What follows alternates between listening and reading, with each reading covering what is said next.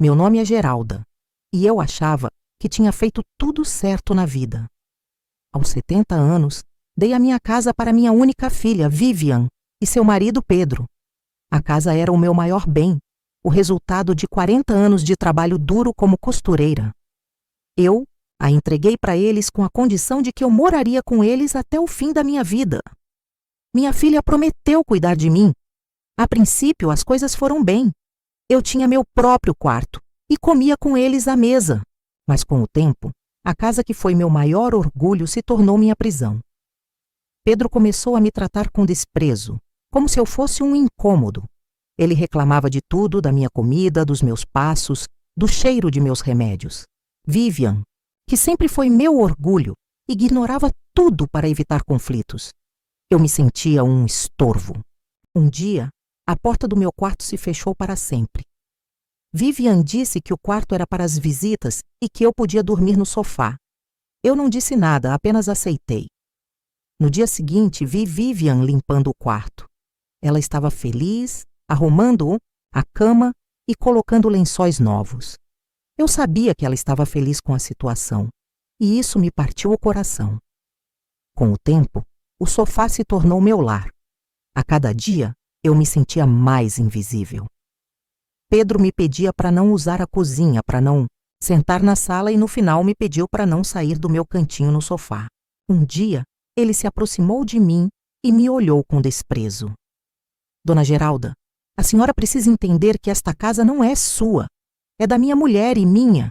E se a senhora não se comportar, a senhora pode ir morar debaixo da ponte.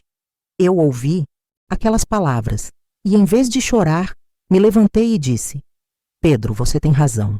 Eu vou. A senhora pode ir morar debaixo da ponte. As palavras de Pedro ecoaram na minha mente.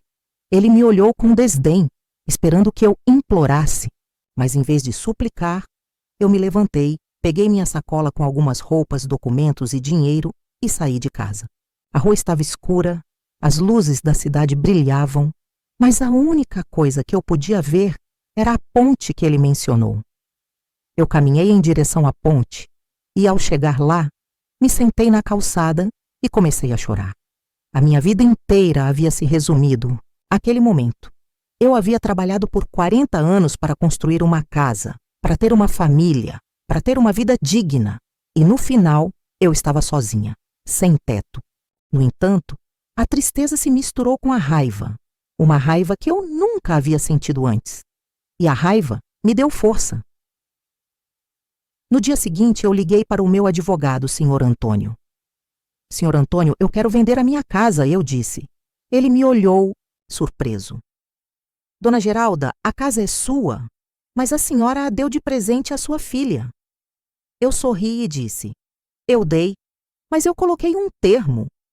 Um termo que diz que se eles me abandonarem ou me tratarem com desdém, a casa volta para o meu nome.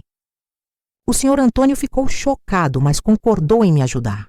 Enquanto ele preparava a documentação, eu procurei a ponte. Não para morar, mas para observar. Eu queria ver a reação deles quando a notícia chegasse. Fui morar em um hotel e todos os dias eu me sentava na calçada observando a minha antiga casa. E o que eu vi me chocou. Vivian e Pedro estavam gastando o dinheiro que eu havia guardado.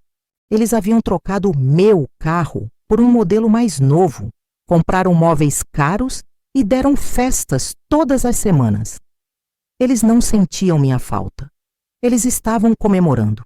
Eu me senti uma mulher livre. Uma semana depois, o Sr. Antônio me ligou. Dona Geralda, o documento foi entregue. Eles estão em choque. Eu sorri. Eles não sabiam que a lição estava apenas começando. A sala ficou em silêncio. A minha voz ecoou, cheia de raiva e humilhação. Eles me olharam com olhos arregalados, a surpresa se misturando com o pânico. Mãe, a senhora não pode fazer isso. Nós somos sua família, disse minha filha com a voz trêmula. Eu me aproximei dela e com a voz fria e calma respondi.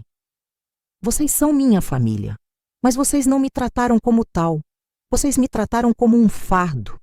E agora, vocês vão ver o que acontece quando se humilha uma mãe. Eu peguei o contrato e o entreguei a eles. Eles leram em silêncio, a cada palavra. A realidade os atingia com força. Eles se sentaram no sofá, em choque, sem saber o que fazer. Meu genro, Pedro, se aproximou de mim com lágrimas nos olhos. Dona Geralda, como a senhora pôde fazer isso? Nós somos sua família. Eu o olhei nos olhos e disse: vocês são minha família. Mas vocês não se importaram com o meu bem-estar. Vocês só se importaram com o meu dinheiro. E agora, vocês vão ver o que acontece quando se humilha uma velha inútil. Eu me virei e caminhei em direção à porta. Eu dou a vocês 3 meses para saírem. Vocês não precisam se preocupar em me ajudar a pagar minhas contas ou em me dar carona. Eu vou morar em um lugar que eu paguei com meu próprio dinheiro. E assim eu os deixei, em choque, na casa que não era mais deles. Eu me senti uma mulher livre e sabia que, no final, eu tinha a última palavra. Eu não era mais uma velha inútil. Era uma mulher forte e independente. Essa história te inspirou? Dê um like, inscreva-se no canal e ative o sininho para mais histórias emocionantes como esta.